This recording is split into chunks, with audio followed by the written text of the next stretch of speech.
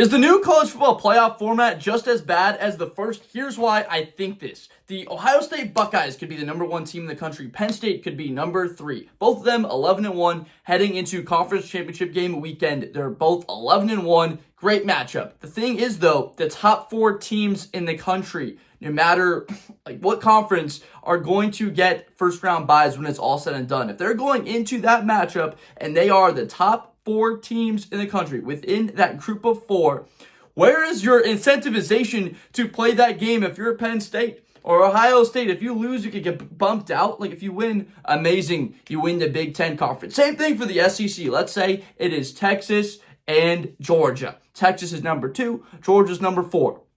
Georgia at number 4, they're in the top 4.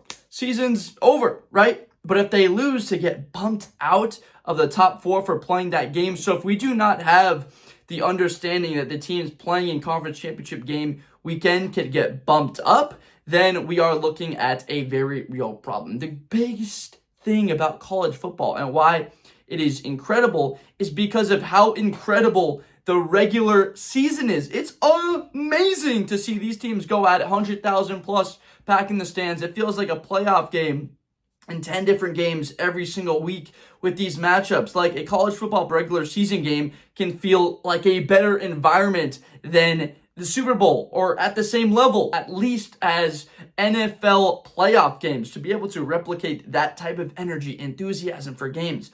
And especially for the conference championship games. Those games are so important. You're looking at one of the goals. Usually it's beat your rival, like Ohio State. It's beat Michigan, win the conference, win the national championship. But with this new format in these 4 teams, last year it was fine. Like, it was so important in quotation marks because we saw again how the format did not just look right. It looked completely wrong. Texas, for example, they lost to Georgia in the SEC championship game. So they bumped down to the 6th seed in the playoff. They were looking at a game against Clemson, and then they win that. They were going to play Arizona State. Georgia, on the other hand, they were looking at playing Notre Dame in that first round, like in their quarterfinal game. They're looking at playing Notre Dame. Notre Dame was going to beat Indiana. No one thought that Indiana was going to beat Notre Dame. So would you rather play Clemson last year and then Arizona State, or a very good Notre Dame football team, physical, at that dynamic running back in Jeremiah Love and that defense? My goodness. Other side of that, Penn State and Oregon. Like, Oregon, best team in the country, won the Big Ten, and they are looking at playing Tennessee or Ohio State. We know how that wound up. Down 34-0 with 7 minutes left in the first half against the Buckeyes in the Rose Bowl. On the other side, Penn State, you're looking at SMU and then Boise State. I think I'd rather play SMU last year and then Boise State than have to play Ohio State or Tennessee last year. So the system was broken. We understand that it needed to have a fix. But the new format, it does make sense in theory. Top 4 teams in the country, absolutely. Send them to the college football playoff with first round byes. But we start to think about it.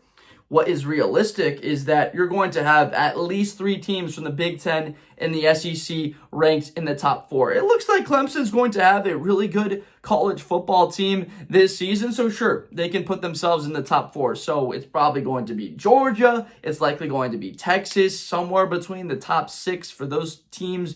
You could say Georgia's somewhere on the fringe, like they could be a top 4 team. Whereas in the Big Ten, Penn State, Oregon, Ohio State, 2 of the combination of those teams will be in the top 5. Potentially all 3 of those teams in the top 4. You could have likely 2 of those teams in the top 4 of it. And then the Big 12 group of 5, good luck having a top 4 team in the country and getting someone with a first round bye to the college football playoff. Like, that probably is never going to happen again in the history unless they have a ridiculous team come through there. Not with Texas and Oklahoma leaving the conference, not when you have the Pac-12 disbanding and you see the Big Ten get that much stronger with Oregon. So the conferences, we only have 4 now instead of 5. They are just stronger. We have Oregon being an absolute superpower within college football now.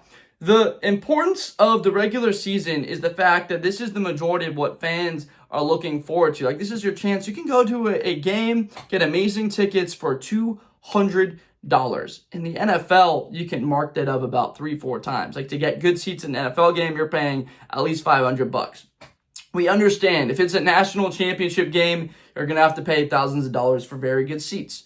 Last year, what was amazing was you could have a game like the Rose Bowl, which is a matchup that felt like a national championship game. Oregon and Ohio State, one of the best games of the regular season last year, came down to the wire. We know Will Howard slid a little bit late, and they're matched up in the quarterfinal game. You could get amazing seats for $350, $400 to that game because of the matchup. Like, just because the label is national championship or semifinal doesn't mean necessarily that the tickets are going to or should be all that more expensive. Like Ohio State, Oregon, the game I went to, amazing seats, $400. Compared to the regular season, you can see games that are more expensive for a Tennessee versus Georgia game. Absolutely. That's not as important as the Rose Bowl or the quarterfinal, semifinal of the college football playoff. But people are so motivated. Like, this is a rivalry game. This is between the SEC and these conferences. We are fired up. We hate Georgia or we hate Tennessee. This is going to be a massive matchup to have ticket prices arguably more than one of the college football playoff games. It is something that you can look at on both sides. I see it. There just has to be a better format, again, than what this is. Again, unless teams are guaranteed to be in that top four, it sort of makes that game not quite as huge. What was great last year was Penn State, Oregon, winner gets a first-round bye. We just knew that was going to happen. When we saw the Texas-Georgia game, we knew the winner of that game, whoever wins the SEC, is going to get a first-round bye. No matter what you say about how Oregon got screwed, they still did not have to play in the first round. And when we factor in college football and the madness of what happens, the fact that you do not have to play an entire game and you get another 2 weeks of rest is a true advantage. That is massive. Like, that is important. So last year arguably had a format that is just as good as this one for the fact that, like, the conference championship games are huge. Doesn't matter where you are. Like, if you get to be the winner of your conference and you're ranked at number 14, you can get a first round bye because the team that wins another conference that's ranked 18, they get an automatic first round bye bid, but they would be put into that 12 slot. So I am so fascinated what all of you think about this. The system is getting better. Like, we're getting the expansion, might be moving to 16 teams soon. Understand it. Again, I am harping on that. Like, the top 4 teams should get the buys, but when you start to unpack it a little bit, you start to really think, oh my goodness, like, is this actually going to work out? Is this going to destroy what our beautiful conference championship game Saturdays? I don't know. Let me know in the comments what you think about this. I'm very concerned that we're going to affect the integrity of those conference championship games because we saw it last year, and truly, when we look at it now with 2020 hindsight perspective, would have been better if Georgia had lost or not even played in the SEC championship game against Texas, where Carson Beck had the UCL injury, and their season was pretty much over from the injury, and they lose to Notre Dame in the quarterfinal game after winning the SEC.